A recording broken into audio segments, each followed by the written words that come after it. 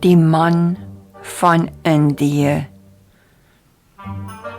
Sy vind hom, kop omlaag, opgevoude arms, moedeloos, wanhoopig. 'n herhalende ervaring, etlike kere, elke dag. Iets wat teen hierdie tyd 'n bekende prentjie van haar daaglikse roetine geword het. Hy staan op, uiterste frustrasie, duidelik sigbaar op 'n middeljarige gesig.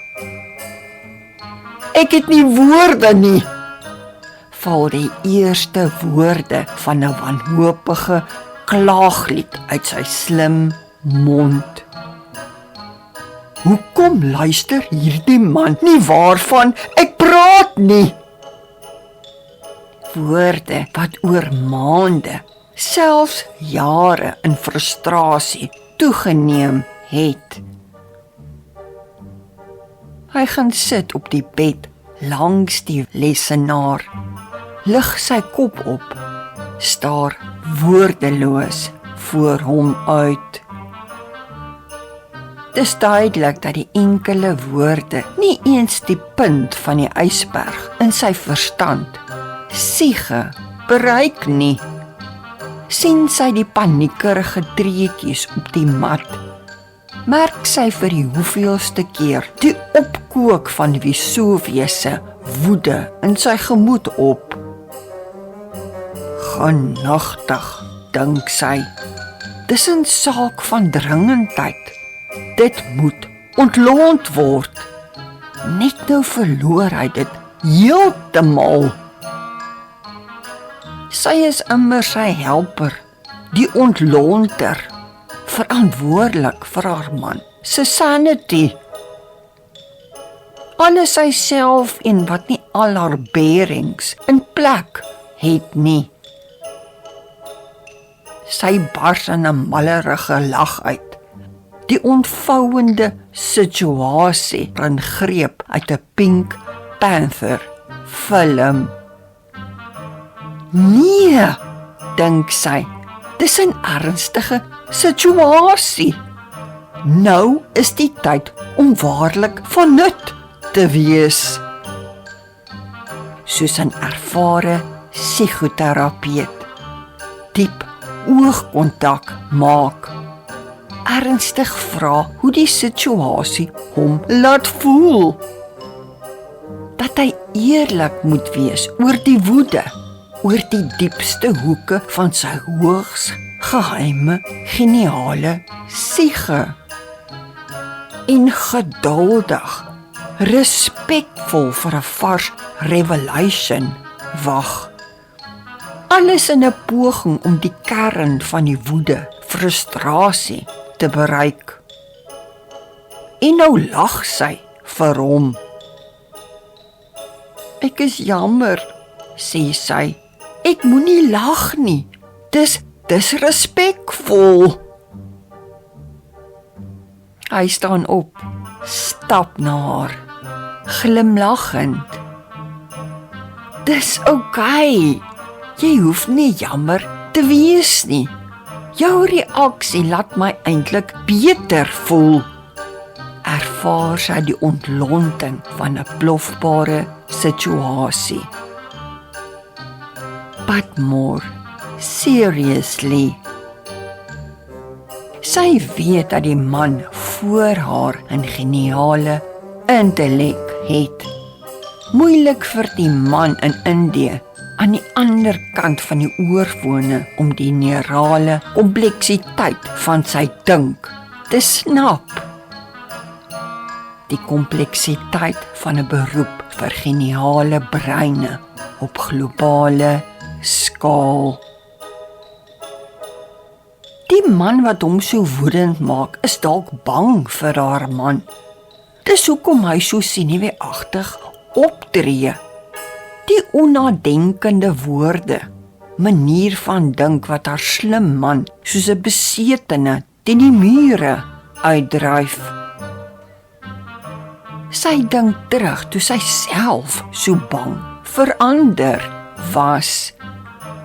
Hoe daar gepraat, opgetree is. Ongemaklik, geïntimideerd. Moet by mekaar geskraap is om net iets te sê, sodat daar nie soos 'n lafaard gevoel moes word nie. Maar so is sy ook nie die een aan die kant van die oorfone wat sy voor haar sien nie. Het sy slegs haar eensydige perspektief. Dat sy dalk self in die donker rond met 'n persoonlike, uiters subjektiewe opsomming. Maar sy kan nie help as om aan haar tienerjare terug te dink, toe sy self met nonsens woorde, dade gereageer het op die mees simplistiese vrae nie.